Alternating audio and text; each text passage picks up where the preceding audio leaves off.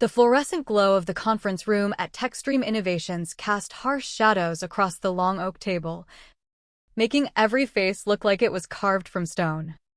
I sat there, Emily Hayes, my fingers laced tightly in my lap, feeling the weight of 14 pairs of eyes as my husband, Ryan Caldwell, sauntered to the front like he owned the world. His tailored Brooks Brothers suit hugged his frame perfectly, and that smug grin of his, the one that had charmed boardrooms and bedrooms alike, shone brighter than the projector beam. But I knew the rot beneath it all. I'd known for months.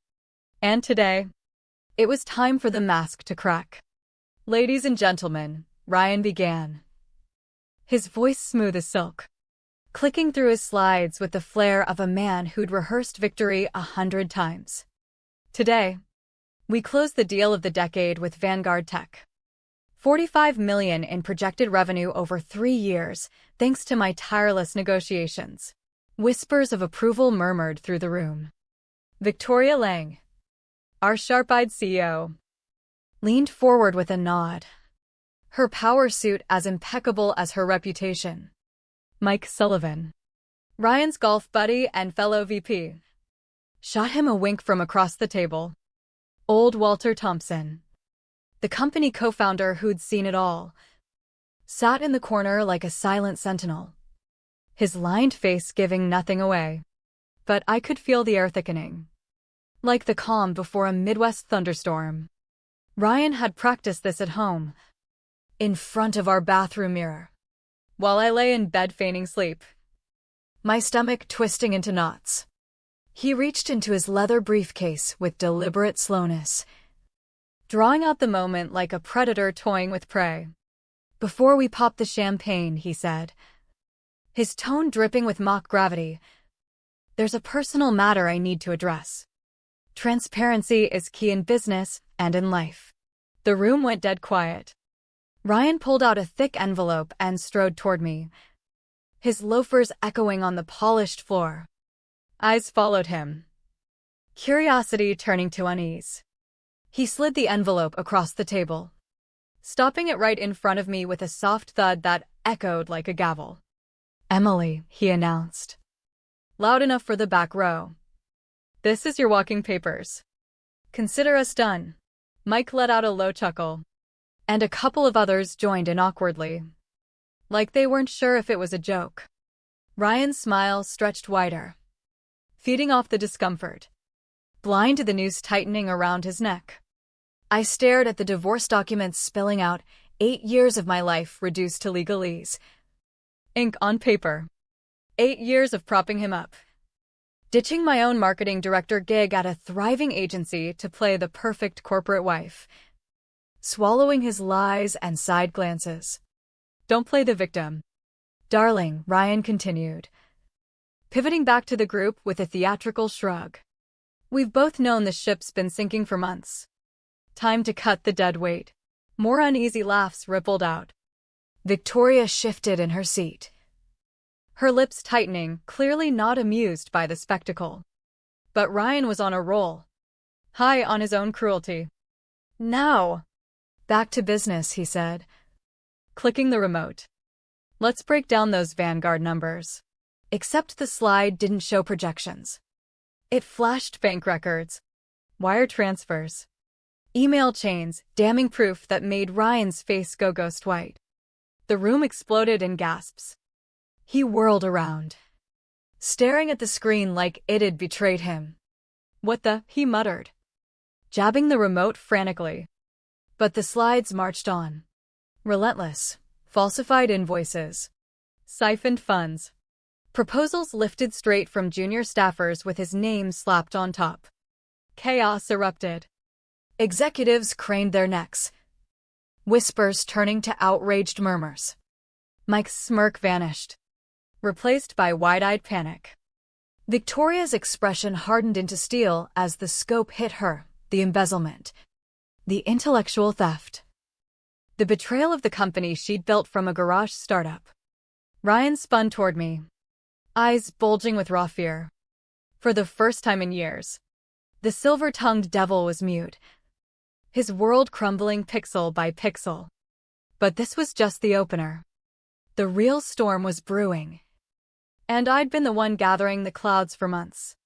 6 months earlier, at Techstream's annual Black Tie Gala in downtown Chicago, the chandeliers sparkled like false promises, and the air reeked of expensive cologne and ambition. I stood beside Ryan in the crimson gown he'd picked out, said it made me look executive arm candy. His hand pressed against my back. Possessive. As we worked the room. Emily. You clean up nice, Coup de Lane vanguard from the target client firm. The very one Ryan would later boast about landing solo. Ryan's lucky to have such a devoted partner. I flashed my rehearsed smile. The one I'd honed over years of playing second fiddle. Thanks, Elaine. I'm just thrilled with all he's achieved. Ryan's grip tightened. A subtle warning. Emily quit her marketing career to back me up, he bragged to the cluster around us. Real sacrifice, that's partnership. The words twisted like a knife. He made it sound heroic. But I'd been erased. Bit by bit. Convinced his star needed my shadow to shine brighter. How sweet, Elaine sighed. True teamwork. If only she knew about his late nights with his 25-year-old assistant, Chloe. Or the venom he spat when doors closed. Congrats on the Baxter account. Ryan, chimed in senior partner Lisa Chin. Genius move. I watched him preen. Soaking up credit for a strategy ripped from analyst Maria Lopez's desk, her name erased. His forged in. The night dragged on with toasts to my brilliant husband. I nodded. Laughed on cue. Never rocking the boat. But inside, cracks were forming. Back in our upscale condo overlooking Lake Michigan, Ryan ditched his tux and cracked a beer, eyes glued to his phone. Solid night, he muttered. Vanguard's hooked. Elaine seemed great, I ventured. Testing waters. She's a means to an end, he snapped. Typing furiously at midnight. When I leaned in, he angled the screen away. Client crisis. You wouldn't get it. But I'd glimpsed the name, Chloe. With a winking emoji. Heading to bed, I said. Probing. He grunted. Absorbed. That few minutes stretched to hours. I lay awake. Hearing his hushed laughs from downstairs, intimate whispers he'd long denied me. The next morning, his laptop sat open on the granite counter while he showered, belting out tunes like a man without a care. Steam fogged the air as I glanced at the screen, spreadsheets with mismatched figures. Client payments funneled to unknown accounts. My old marketing instincts flared, numbers don't lie. Either sloppy bookkeeping or something sinister. Shower off. I snapped the lid shut. Poured coffee. Mind racing. Ryan emerged. Fresh and cocky in his gray suit. Morning. Babe, he pecked my cheek like habit. But as he grabbed his bag, a file peeked out, Maria Lopez's proposal. Scrawled with his notes. My blood iced. It all unraveled on a rainy Tuesday. Ryan left early for meetings, his go-to alibi. Tidying his home office. His laptop pinged. Screen unlocked from his late-night stupor on the couch. A notification flashed. Miss you already. Stud. Last night was fire. From C. Chloe. My pulse thundered. The old Emily would have shut it down. Made excuses. But not anymore. I dove in. Months of graphic texts. Pics that burned my eyes.